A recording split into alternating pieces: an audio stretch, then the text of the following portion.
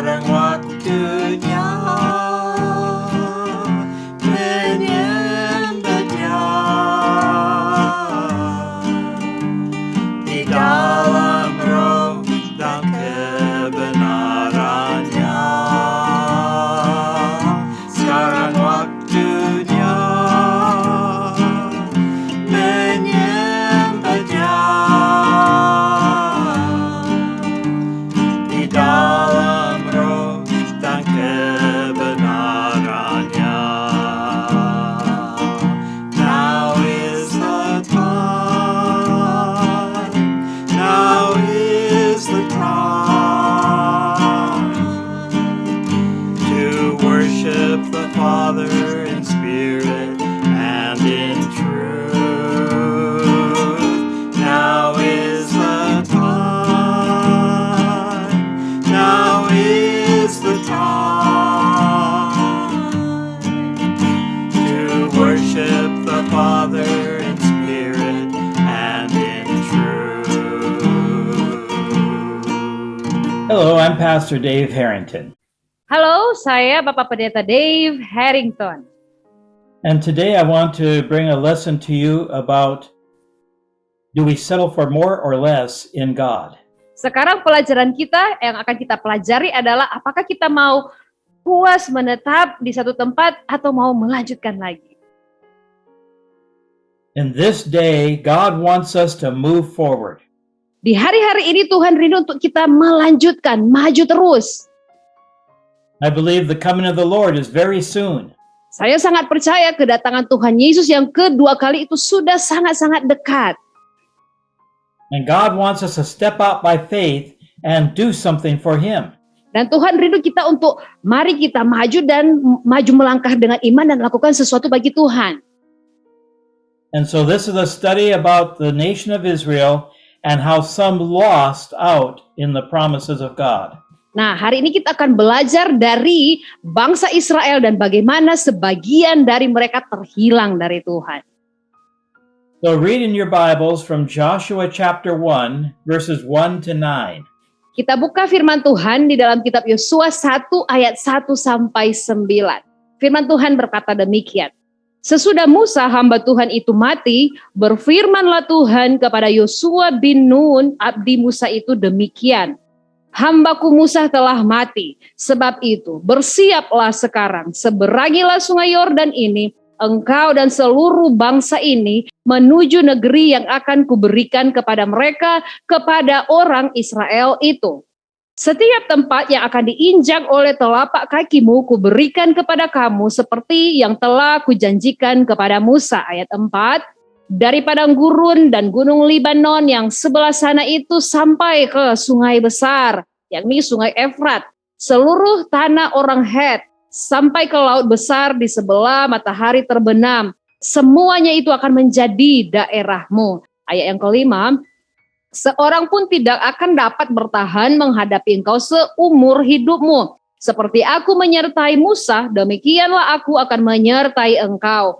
Aku tidak akan membiarkan engkau dan tidak akan meninggalkan engkau. Kuatkan dan teguhkanlah hatimu, sebab engkaulah yang akan memimpin bangsa ini, memiliki negeri yang kujanjikan dengan bersumpah kepada nenek moyang mereka untuk diberikan kepada mereka. Hanya kuatkan dan teguhkanlah hatimu dengan sungguh-sungguh. Bertindaklah hati-hati sesuai dengan seluruh hukum yang telah diperintahkan kepadamu oleh hambaku Musa. Janganlah menyimpang ke kanan atau ke kiri, supaya engkau beruntung kemanapun engkau pergi. Janganlah engkau lupa memperkatakan kitab Taurat ini, tetapi renungkanlah itu siang dan malam, supaya engkau bertindak hati-hati sesuai dengan segala yang tertulis di dalamnya. Sebab dengan demikian, perjalananmu akan berhasil dan engkau akan beruntung. Bukankah telah kuperintahkan kepadamu, kuatkan dan teguhkanlah hatimu? Janganlah kecut dan tawar hati, sebab Tuhan Allahmu menyertai engkau kemanapun engkau pergi. Israel was supposed to go and conquer the promised land. Israel seharusnya waktu itu mereka harus pergi menaklukkan tanah perjanjian. The promise was every place they walked, they could have.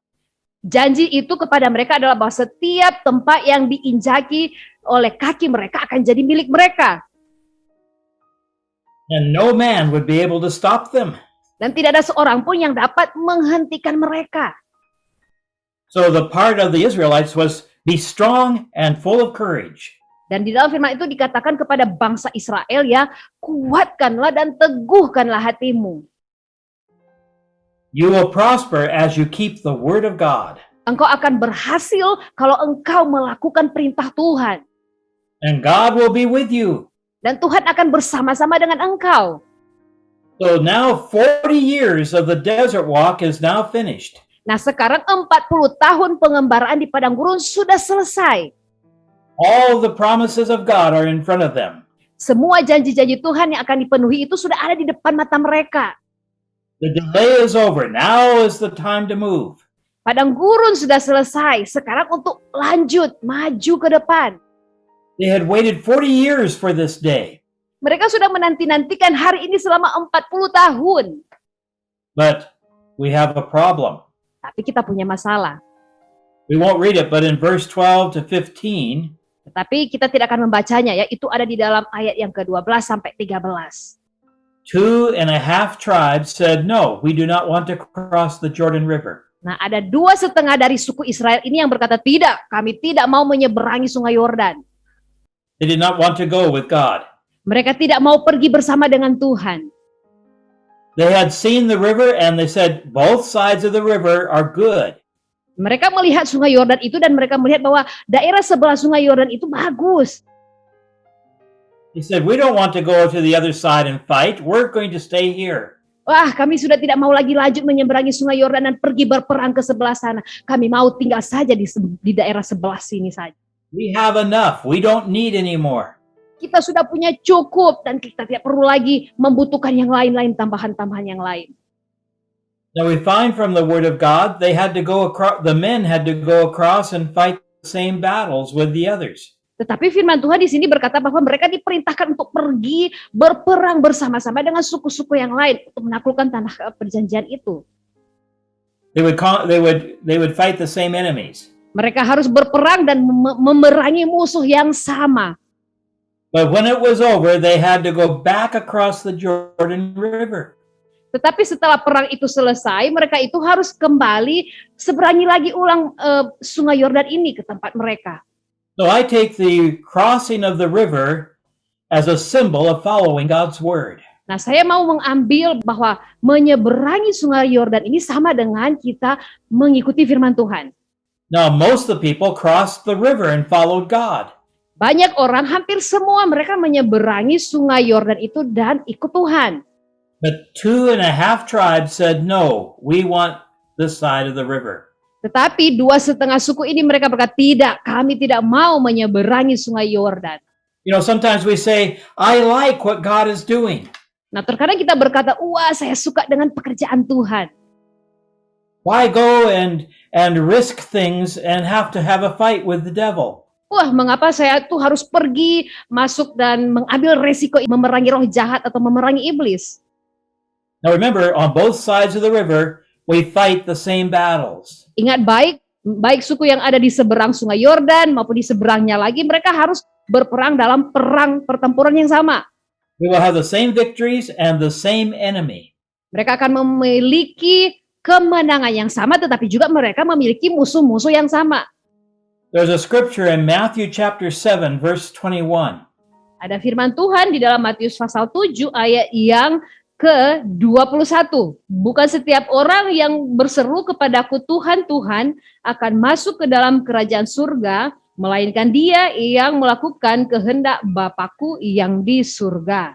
So just because we call on the name of the Lord does not mean that we have victory. Dengan kita hanya berseru kepada nama Tuhan, bukan berarti dengan kita berseru demikian kita sudah dapat kemenangan. And sometimes we see people blessed and we say, why not me? Tapi terkadang orang berkata, mengapa? Mengapa bukan saya? So can you imagine what it was like for these 2.5 tribes? Saudara bisa enggak saudara membayangkan apa yang terjadi dengan dua setengah suku ini, saudara? All the men went to fight the battles. Semua pria pergi berperang. The children and the wives stayed back. Anak-anak dan para istri tinggal. But suddenly there's no cloud over them in the daytime. Tetapi tiba-tiba sudah tidak ada lagi tiang awan pada siang hari. And there's no fire at night to give them light. Tidak ada lagi tiang api pada malam hari untuk memberi penerangan bagi mereka. There's no water now from the rock. Tidak ada lagi air yang muncul atau yang keluar dari bukit batu. And there's no manna on the ground in the morning. Dan di pagi hari mereka sudah tidak lagi menjumpai mana di atas tanah. And the shoes started to wear out. Dan sandal atau kasut alas kaki mereka sudah mulai usang, rusak. And the clothing started to wear out. Bahkan pakaian mereka yang mereka kenakan sudah mulai rusak juga. The presence of the Lord was gone. Hadirat Tuhan sudah hilang. And when there was invasions from the enemies, these tribes were the first ones to be taken away. Dan ketika ada invasi atau serbuan serangan dari para musuh, nah 2,5 suku inilah yang pertama-tama akan diangkut ke pembuangan. Because they were not in the promised land. Karena mereka tidak berada di tanah perjanjian. It must have been a shock to their hearts Pasti itu sesuatu yang sangat mengejutkan di hati mereka. that everything they knew had now changed. Bahwa segala sesuatu yang mereka ketahui semua sudah berubah sekarang. The other tribes had God helping them. Dan suku-suku yang lain harus memberikan pertolongan pada mereka. But these tribes stayed back and lost everything. Tetapi dua setengah suku ini mereka tinggal saja dan kehilangan semuanya. If we do not move when God moves, we will lose the presence of God. Jika kita tidak bergerak bersama-sama dengan kegerakan Tuhan, kita akan kehilangan hadirat Tuhan, saudara. I don't want to miss God's presence. Saya tidak mau kehilangan hadirat Tuhan. I want God to work in my life. Saya mau rindu supaya Tuhan bekerja dalam hidup saya. I want to take the chance and cross the Jordan River. Saya mau mengambil kesempatan ini dan menyeberangi sungai Yordan. There is a story that Jesus told in Matthew chapter 13. Ada kisah yang disampaikan oleh Tuhan Yesus di dalam Matius pasal yang ke-13. It's a story about a farmer that went to put seed in the field. Yaitu perumpamaan tentang seorang penabur atau petani yang menaburkan benih di ladang. A lot of seed fell into very good soil. Dan ada banyak benih yang jatuh di tanah yang baik, yang subur. It was good seed, Dan itu adalah benih yang baik. but some only produced 30%, some 60%, and some 100%. Ada yang menghasilkan hanya 30%, ada yang 60%, tetapi ada yang menghasilkan 100%. It was all good ground and good seed. Semuanya ini ada di tanah yang baik, tanah yang subur, semuanya ini benih yang baik, saudara. But there were 3 different kinds of results. Tetapi ada 3 jenis, ada 3 hasil yang berbeda. This is like people in our churches today. Ini sama dengan orang-orang yang datang di gereja hari-hari ini. Some people settle for less than what they could have with God. Ada orang-orang yang menerima hanya sedikit saja dari apa yang sebenarnya mereka bisa terima banyak dari Tuhan. In John 12:24, we find that the seed must fall in the ground and die to bring forth life. Di dalam Yohanes pasal yang ke-12 ayat yang ke-24, di situ dikatakan bahwa benih itu harus jatuh di dalam tanah dan mati supaya dia bisa menghasilkan banyak buah. Jesus said you must lose your life if you want to save it. Yesus berkata kita harus kehilangan nyawa kita kalau kita mau mendapatkan hidup kita, mendapatkan nyawa kita. And Jesus said, hard times are coming. Dan Yesus berkata akan ada masa-masa sulit yang akan datang pada kita. And he said, shall I say, God, get me out of this? Apakah saya harus berkata, oh Tuhan, tolong keluarkan saya dari masa-masa sulit ini? He said, no, this is the reason I came. I came to die. Tidak, Yesus berkata, inilah alasan mengapa saya harus datang. Saya harus mati. And Jesus did not stop because there was a trial and beatings and terrible things. Yesus berkata, jangan berhenti, jangan menyerah. Karena memang akan datang masa-masa pencobaan, masa-masa sulit. And Jesus wants us to be the same way as he was. Dan Yesus menginginkan supaya kita juga menjadi sama seperti Tuhan Yesus. We die to ourselves so we can bring fruit to God. Kita harus mati bagi diri kita sendiri supaya kita bisa menghasilkan buah bagi Tuhan. Do we cry out and say, "Oh no, things are bad. God, get me out of here"? Apakah kita berseru dan minta, Tuhan tolong keluarkan saya, situasi semakin sulit, lepaskan saya dari semuanya ini. But what is your commitment today? Tetapi apa komitmenmu hari ini, saudara? You want to work for the Lord. Apakah kau mau bekerja bagi Tuhan But is it 30%, 60%, or 100%? dengan 30%, 60%, atau 100%? God wants all of you. He wants every part of you to work for Him. Tuhan rindu keseluruhan, seutuhnya engkau untuk engkau bekerja bagi Dia. We have to fight the battles on this earth. Kita harus berperang dalam peperangan yang kita hadapi di muka bumi ini. But some people just love the church and the position much more than they love Jesus. Tetapi ada beberapa orang yang lebih mengasihi gerejanya, posisinya di gerejanya, daripada mengasihi Tuhan. Remember, Peter, he denied Jesus 3 times. Ingat, Petrus menyangkal Tuhan Yesus 3 kali. And 3 times Jesus asked him, "Will you feed my sheep?" Dan sebanyak 3 kali Yesus meminta kepada Petrus, gembalakanlah domba-dombaku atau berilah makan domba-dombaku. You and I, we can settle for just something that pleases our flesh and does not please God. Saudara dan saya, kita bisa saja, ya sudah, begini saja, sesuai dengan apa yang saya inginkan, bukan yang menyenangkan Tuhan. So what do we give to the Lord from our lives? Apakah yang kita berikan kepada Tuhan lewat hidup kita, saudara? Some people are 30%. Ada orang memberi hanya 30% saja. They do things for the Lord, they go to church, they pay their tithes, Mereka melakukan pekerjaan bagi Tuhan, mereka masuk gereja, bayar persembahan persepuluhan mereka. but don't ask them to do anything else. Tetapi jangan coba-coba minta mereka lakukan hal-hal yang lain lagi, selebihnya dari yang tadi ya. And then there are 60% Christians. Dan ada orang Kristen 60%, saudara. They work for the Lord, they're happy to help. They do wonderful things. Mereka bekerja untuk Tuhan, mereka senang untuk bisa membantu, menolong, melakukan hal-hal yang luar biasa. But they're happy to do what they want to do. Tetapi mereka juga cuman senang melakukan apa yang mereka inginkan mereka lakukan. And then there are 100% Christians. Dan ada orang Kristen 100%. They do anything for the Lord, whatever He asks them to do. Mereka melakukan segala-galanya, apapun yang Tuhan minta lakukan, mereka lakukan semuanya. It doesn't matter the cost. They do what Jesus says. Tidak peduli berapa harganya, mereka lakukan saja apa yang Tuhan minta mereka lakukan. And so Paul prayed for us to serve the Lord in the full way. Maka Rasul Paulus dia berdoa untuk kita supaya kita bisa melayani Tuhan di dalam segalanya. Paul gave everything to serve the Lord. Rasul Paulus dia berikan segala-galanya bagi Tuhan. One time they came and they beat him with a rod. Satu kali ada orang-orang datang dan mereka memukuli Rasul Paulus dengan tongkat. And Paul did not say, "Okay, God, that's it. I quit." Dan Rasul Paulus tidak berkata, "Ya Tuhan, cukup sudah, saya berhenti saja sampai di sini." No, he was beaten 5 times with the rods. Saudara, Rasul Paulus itu dipukuli sebanyak 5 kali dengan tongkat. He was shipwrecked twice. Dia mengalami karam kapal 2 kali.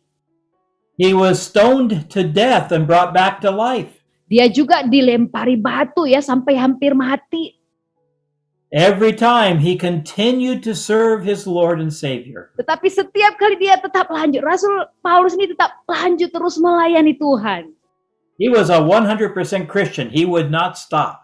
Rasul Paulus adalah orang Kristen 100% yang tidak akan berhenti, tidak akan menyerah.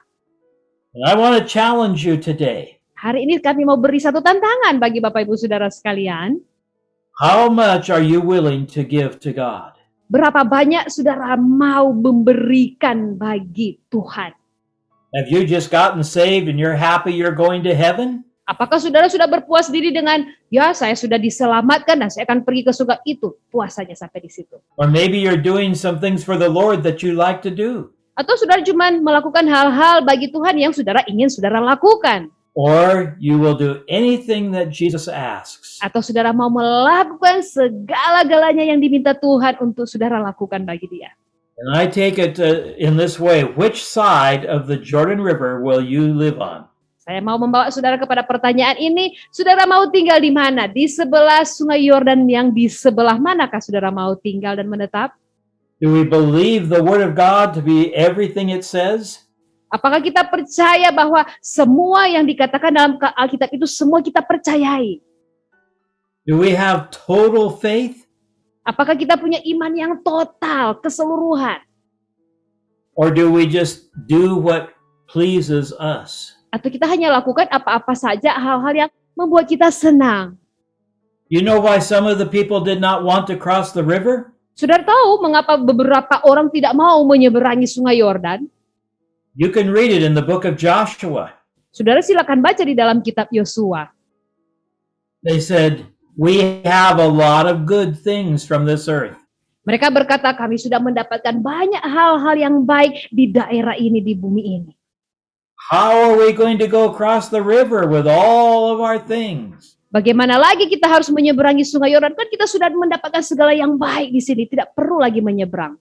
You know, sometimes as Christians we have many good things on this earth. Nah, sebagai orang Kristen terkadang kita punya banyak banyak hal yang baik di bumi ini.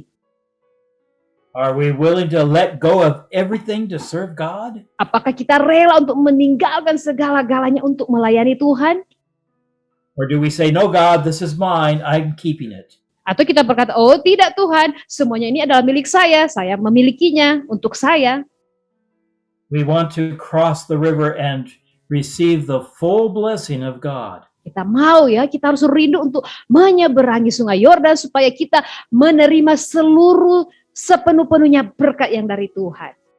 So I challenge you, don't stop following Jesus. Jadi kami mau beri tantangan kepada Bapak Ibu Saudara sekalian, jangan berhenti untuk ikut Yesus.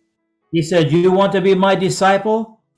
Maukah engkau menjadi muridku? Maka Deny yourself, pick up your cross, and follow after Jesus." maukah engkau menjadi muridku? Yesus berkata, sangkal dirimu, pikul salibmu, dan ikutlah aku. Some people just, they deny themselves, but they don't step out. Ada beberapa orang yang hanya sampai di tahap menyangkal diri mereka, tetapi mereka tidak mau lanjut lagi ke tahap berikutnya, saudara. Some people even pick up the cross. They do a work for the Lord, but they don't go anywhere.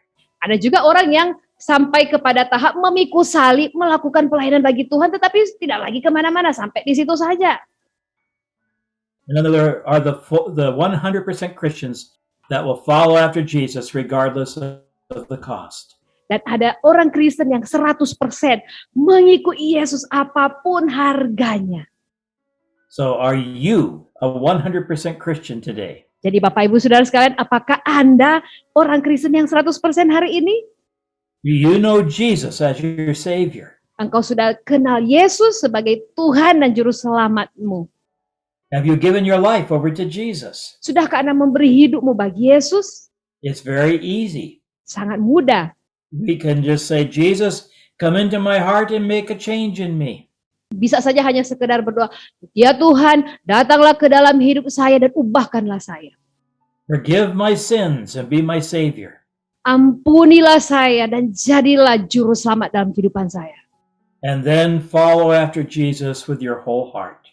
Dan ikutlah Yesus dengan segenap hatimu, saudara. God bless you. I hope you are a 100% Christian today. Tuhan Yesus memberkati Bapak Ibu Saudara sekalian, dan kami sangat berharap Bapak Ibu Saudara sekalian adalah orang-orang Kristen yang 100%. Puji Tuhan. Praise the Lord. Hallelujah. Haleluya. Sekarang waktunya menyembahnya di dalam roh dan kebenarannya. Sekarang waktunya